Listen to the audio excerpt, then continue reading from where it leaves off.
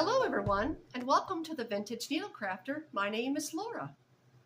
Well, today I thought I'd sit down again with you for another weekly podcast. This is episode number 41, I do believe.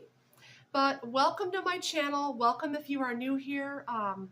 This is my little corner to where I like to talk about knitting, crochet, spinning, and all the other things fiber related.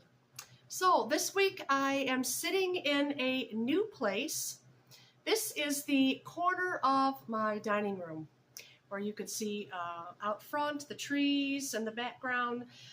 So I hope the lighting's okay. I did a little test to see if the colors weren't blanching out or anything like that. So here we go. First up, what I want to talk about is what I am wearing, of course, and then we're going to get into any other finished objects that I have, which I think this is the only one for the week, and also current whips and acquisition or two. So, okay, the first item that I am wearing is my finished object that I completed. This is a little crochet top that I made using the V-stitch. If you look real closely, you can see it's just V-stitches up so far. And then when I got to the area here, I closed in the stitches a little bit more and just did half double crochet. But this was made, I showed you the piece a couple of podcasts ago. I just started flat and for my size and went straight up with it, and then when I came to the arms I chained a number here and then went across and chained I think it was 11. I chained 11 on each side for the arms, so it looks like a big kind of like a T, like this shape. And then I just, when I got to the neck opening, all I did was just chained, when I went across I chained back. So it made the neck opening here, you can see, but it's all one piece, it's seamless. Yeah, and all I had to do was sew the arms and down. So very easy in the sewing. I'm the type of crafter that I like to have my projects as seamless as possible, because all that sewing can be a little bit daunting. Whew. It's a warm one today. I think the temperature's getting up to in the 80s again. So yeah, I'm sitting out where I have air conditioning, but still, it's still quite a bit warm. Okay, now yarn for this, I had used a number 2 weight cotton yarn called, I can't think of the name of it now, but I got it over there at universalyarn.com. It was a winter purchase, so I got it on sale for, I think it was $3 a cake, and I used all of 4 cakes in this top. So this was very, very simple to do, very easy. Like I said, the only seam is going up the side. I made the bottom a little bit longer than the front, but it's very light, it's very breathable. I love the colorway on this. Now you can see here when I got up to the bust area, I started to bring in the stitches more, changing up my design, and then doing a, this section here was just a half double crochet, and then I carried on up with the V-stitch when you get up to the neck there. Yeah. But I love it. It's very comfortable. I like the colors. Also, what I am wearing is another finished object. So there was more than one. You remember the pink jeans that I was working on last time, and I was doing the crochet down the sides. Well, don't know if you can see, but no, this isn't a very good picture. I'm going to insert some footage here of me wearing them, or over here. So yeah, here you can see in the in the little video clip I took that I'm wearing the jeans. They were a nice fitting pair of jeans, but like I had said before, the legs were a little snug and I like the flare legs. So by making that piece, and I used the Madeline Tosh hand-dyed yarn, I just had the one hank of that, and the one hank was enough to finish both sides. So yeah, there they are, and the fit is wonderful now. Fit is wonderful now. I love the style of it. It just brings me back to those days in the 1970s. Yes, I love vintage things. So yeah, there that is. Yeah, I loved working on these. It didn't take very long at all. It was quite easy. Now, when I slit for the leg, I didn't cut out a triangle shape. I just cut a slit down. I just slit up the seam on the outside. That's all I done. And then I opened up the seam and then crocheted that piece in, that triangular piece. So yeah, there was a lot of fun doing that. So it's quite easy. I'm having a lot of fun crocheting with clothing. Now, speaking of that, I did work a little bit on the skirt that I was making. I got a little bit of length done on it. But this is made just from a pair of cut-off jeans.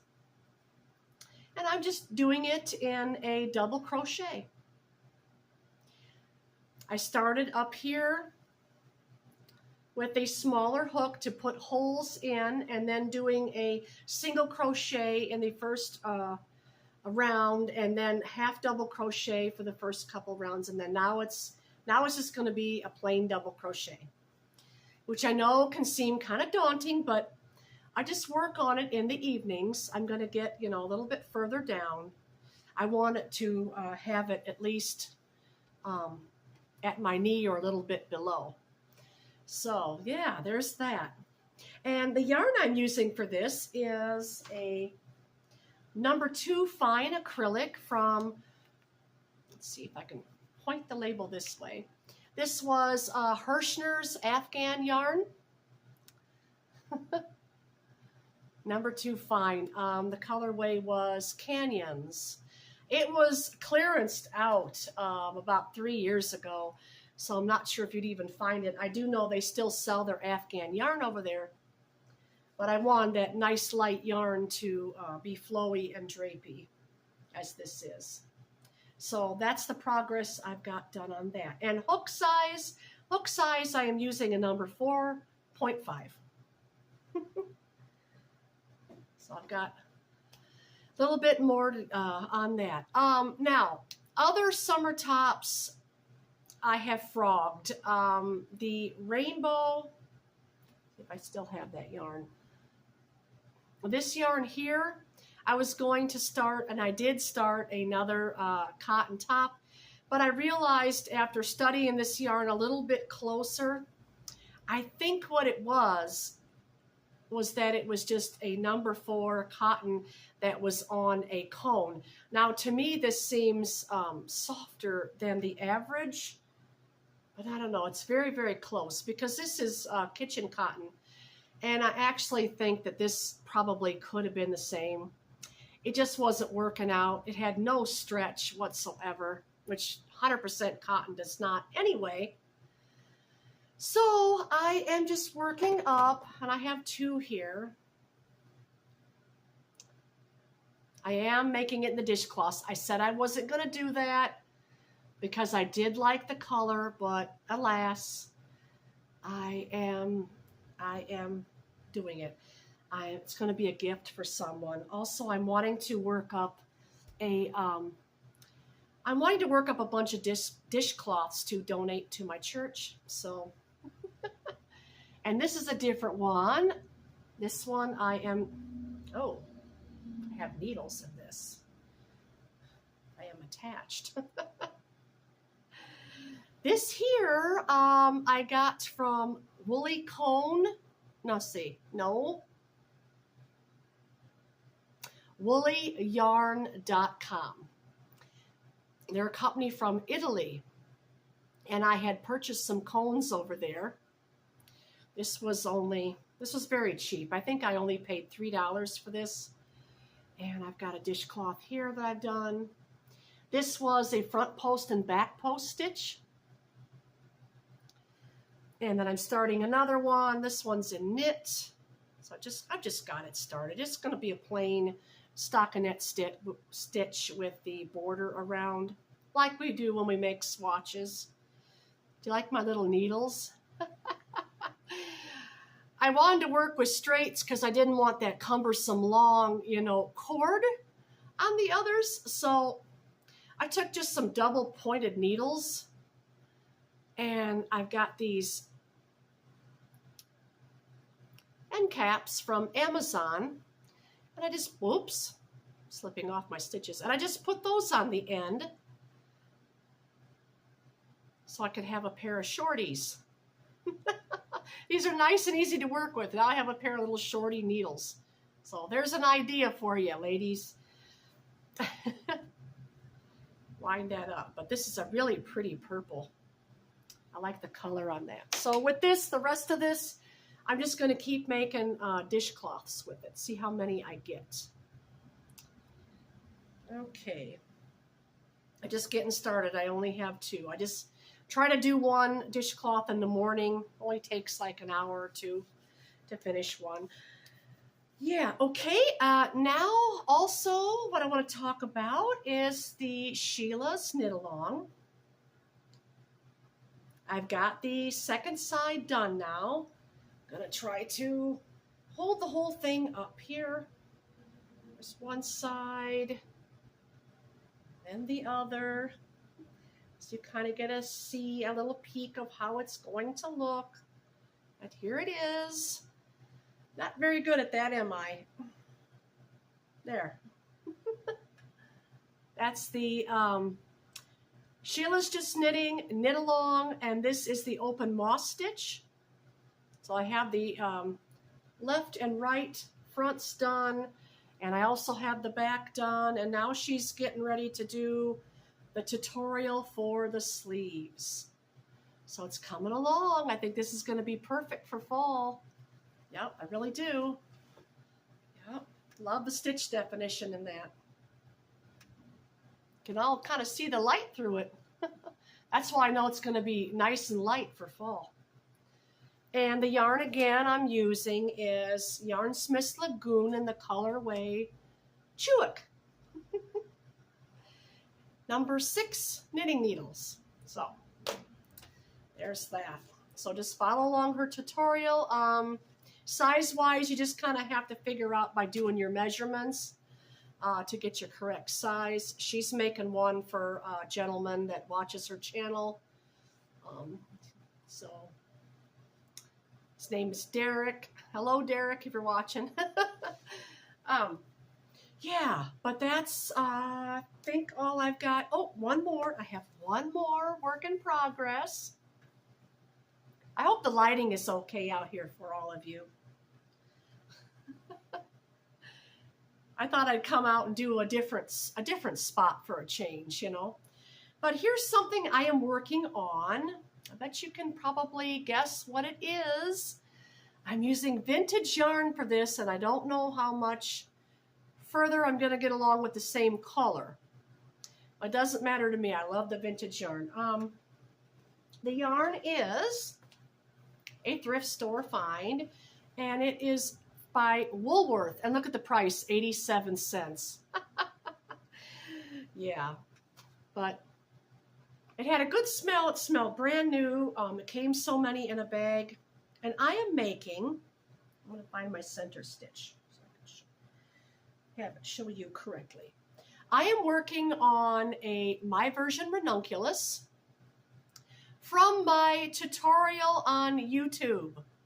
I just put started with the first part 1, and I worked all the way through the yoke, which is finished the second video.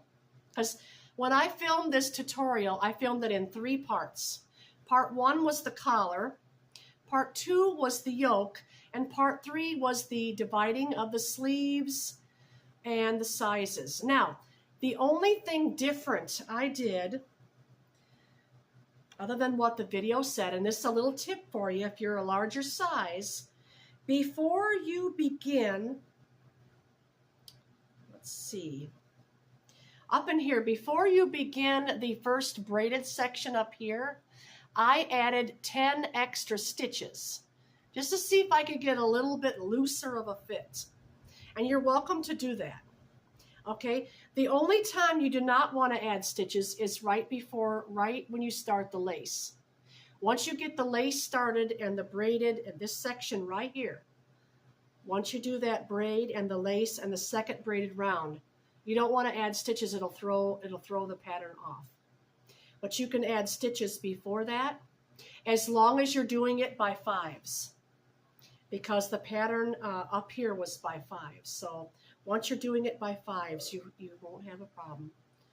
And then as you're doing it down here, you're finishing the yoke, you want to add extra length. The longer you go, the better it's going to fit here. Because if you're like me, I don't like things right up in my armpit. I like my sweaters a little bit down to where I have a little more breathable room. So I am going to go another inch and a half on this. I'm thinking another 10 to 12 to So I put my lifeline in. Now my tutorial is very explanatory. That's pretty neat. I like the colors are showing up real nice. Yeah, I like the stitch definition of this yarn. The lighting in here is perfect for that. So yeah, I'm just gonna keep going. And the tutorials, like I said, are self-explanatory. I have to apologize. My last podcast, I said I made a mistake in part 1. No, I did not make a mistake. It was just the way I was reading it when I followed it, no. I didn't make a mistake. I had put this writing on there correctly, so I'm sorry for the confusion if I confused anybody out there and thinking, no, that's right. I don't know what she's talking about. My eyes. Yeah, I glanced at it and thought, oh no, I did that wrong, but it's fine. I did it correctly, so just wanted to clear that up with you. The other thing, I'm still working through Stephanie's Fluff Your Stash Texas Peach Knits. Stephanie from Texas Peach Knits is doing a summer fun thing called Fill Your Yarn Bucket. Fluff Your Stash 2024. You could check her out on Instagram. Also on YouTube, she talks about this. She has this poster that you can download with instructions for the colors. So I'm getting my yarn bucket full. Hello, Stephanie. It's coming along quite nicely. I'm having a lot of fun with this, and I'm going to keep it. It's going to be a nice little keepsake. Oh, yeah. Also, our garden is coming along, and things are growing quite well. I also want to put a little insert of the garden in, but I think I'm going to wait till the end of this podcast before I add that in. Okay, what else have I been up to? Well, I've been doing a little spinning. Yes, and I'm going to show you that. Oh, I didn't mention too, for this here, number 4 acrylic and number 10 Chiagu circular needle. But that's all in video 1. It will explain what size of needle you need and everything. So, all right. Yes, I have been busy spinning. I've been working on Gray Gotland. This stuff, when I got this, I can find the end here. I have now plied it. This is a little bit rougher of yarn. When I got it, it was washed, but it was not processed. I had to card it before I was able to spin it, or I should say comb it. Now the only thing I don't have a lot of fancy equipment. The only thing I have for combs are just a couple of dog brush combs. A couple of these that I got on Amazon. And this is all I use when I get some wool I need to comb. And you know, it works okay. I mean, judging that, you're probably going to go, oh, that's kind of rough yarn. But it was very curly. The locks were really, really curly. And I haven't got a swatch. Did it up with this. It's pretty soft. I mean, it's just rustic looking yarn. Now, I ordered more Grey Gotland from Etsy. And this time I got comb top. So this is Grey Gotland comb top. And from Sweden, it's got 30 to 34 microns, and the staple length is 3 to 6 inches. I haven't begun spinning this yet, but this is going to be much nicer. It's so soft. It is very, very soft. So when I start to spin this, I will show you a sample. Yeah, I just ordered a little bit. I think this was a 4-ounce ball. But yeah, there's that. I'm going to work through that because I'm really wanting to do something with the Grey Gotland. Here is a finished, or no, this is just a 1-ply. This is my 1-ply before I 2-plied it. And I just used my drop spindle. I didn't use my electric eel wheel because that goes pretty fast, and you know, with that you have to slow down and kind of take your time to get it more even, and I wanted to do that. So slow craft it was. So yeah, it's nice and fluffy, and I really like how it's turned out.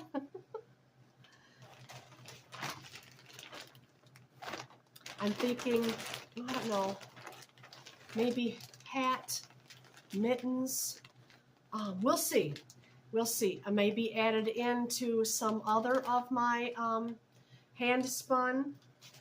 Last winter, I participated in the knit along that Carrie from My Wool Mitten Farm was doing, and I made a. No, wait. No, that was the winter before. That was the winter before. No, last year I had made a hat from Burgonette's. She is a designer on Instagram. She doesn't have a YouTube channel, Burgonette. I had made her a hat, and then I also made a self-drafted mittens pattern. That would be nice, maybe put with another color and make some color work too. Don't know. So it'd be interesting to see what I decide to do with that.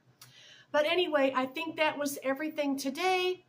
And so I will say goodbye to you now. Thank you all for being here. Please be sure to give this a like on your way out and consider subscribing for more content, podcasts, and tutorials. So I'm going to leave you with a clip of my garden and my flowers, and you all take care and have a wonderful week. And I will see you again on the next one.